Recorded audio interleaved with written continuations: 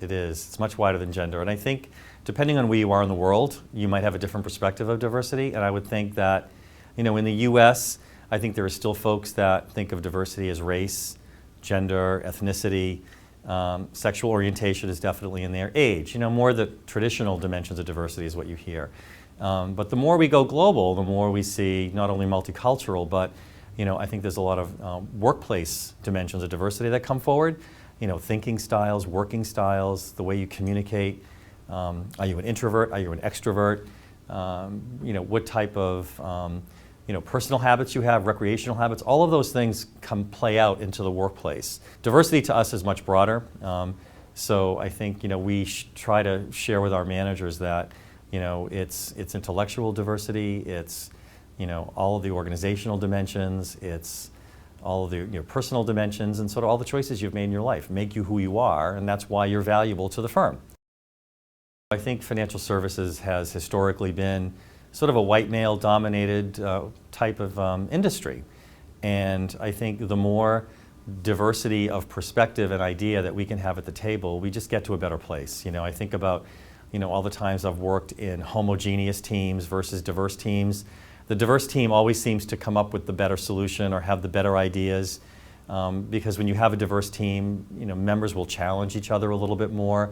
And if you have a little bit of friction and you challenge people a little bit, it just gets you to a better place. Yeah, and that definitely has evolved. I mean, when I started at Fidelity many, many, many years ago, I actually did work on the customer service phones and dealt with clients. And most of the people I talked to were men. And they were either from New York or Texas. Now, you're talking to women, you're talking to folks from different cultures, different backgrounds. Our customer base has gotten so much more diverse, over the last 5 to 10 years. Women are a large percentage of our investors now. We have a large LGBT customer base.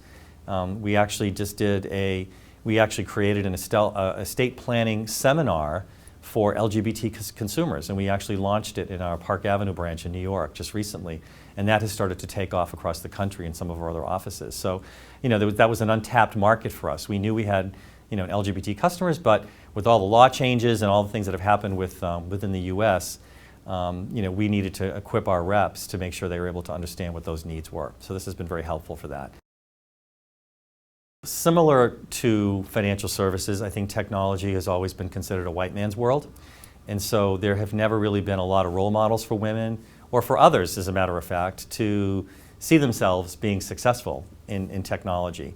And I think a lot of companies have now focused on showing that technology can be a great place for anyone.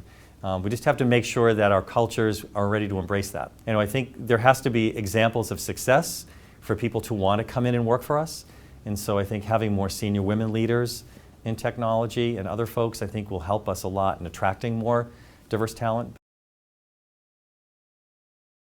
I can speak from experience because I, as a gay man coming out in the workplace 13 years ago, was a big hurdle for me. So for 13 years of my career, I was in the closet, and then I came out. And what I realized is that, boy, I can have a better career being true to myself and being open about who I am. And so, I found I was more engaged. I found that I was more productive. I found that I was more comfortable in developing relationships across the organization. And so, when I talk to other employees who struggle with the same thing, I always say, look, you have to do what's right for yourself, but if you can be open and be upfront and talk to folks about your relationships in your life, you will feel much more connected to the firm. We've spent a lot of time doing that with some of our LGBT employees, but we're also engaged a lot of straight allies.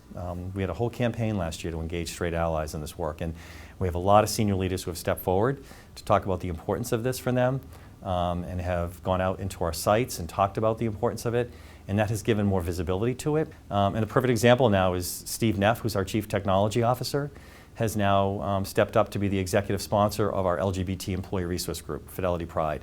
So that sends a strong signal to the organization. We talk a lot about attracting more women to financial services and attracting more women to technology, but if you don't have a culture or an environment that is inclusive or accepting of everyone, women are not going to want to be there because they want to work in an inclusive environment. They get the value of inclusion. And I think having that has been really important for us in being able to go out and talk to college students or talk to others who are considering a career with a Fidelity and saying, hey, look, this is a great place to work.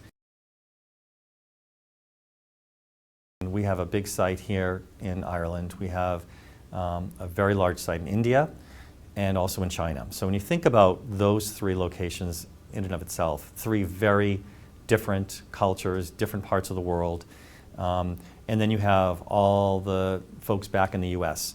So four very different types of cultures. And even within the US, you could argue that there are different cultures, right? Between New England, Texas, Kentucky, Utah, all very, very different. And so, the more technology has advanced, the more we've done some work streams and done work across all of those sites. Our employees need to be more culturally competent. They need to understand, what it's like to work in China. They need to understand what it's like to work in India and how to work with your India colleagues. I think some of the challenges that have come up in the past are around communication, around respecting time zone. I think something as simple as realizing that the folks in China are 13 hours ahead. They shouldn't have to be on a conference call with you at 11 o'clock at night. And so we've done a lot of work with providing opportunities for employees to work in different locations, different sites, different global sites for a 3-month period of time. They work on a project, they get to know their colleagues, they get to understand the culture, and then able to go back to their job in whatever location and have a whole new appreciation for what it's like to work there. And that has helped us tremendously.